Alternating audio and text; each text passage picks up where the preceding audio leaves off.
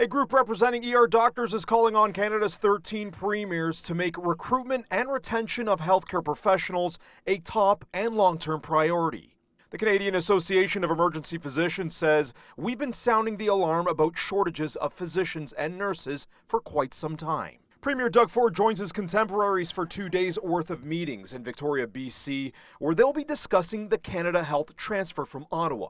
In a statement to CHCH News, Premier Doug Ford's office says the provincial leaders will continue to call on the federal government to join us in delivering on this plan by paying its fair share of healthcare funding. According to the ER Association, major staff shortages start with nurses, where the lack of labor leads to patients languishing in ER, leaving fewer beds for others. Data from the Canadian Institute for Health shows admitted patients across Canada waited more than 38 hours in emergency from 2019 to 2020, up from 29 hours 5 years earlier.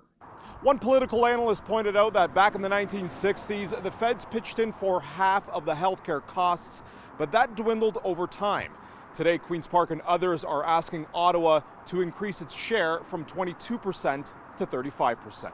Political science professor with the University of Toronto, Nelson Wiseman, says while $45.2 billion will be doled out to provinces for 2022-23, the Trudeau government hasn't signaled a long-term commitment to the desired 35%.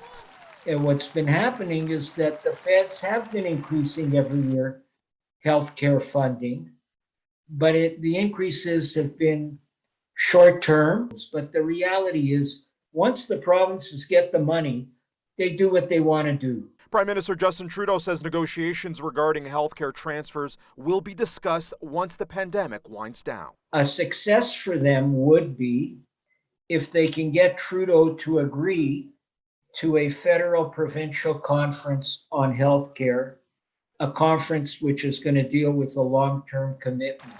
And then that comes down to, do the feds want to do that? They may. And they may want to wait because, look, the budget came down fairly recently. The Premier's first meeting starts tomorrow. Jason Guidola, CHCH News.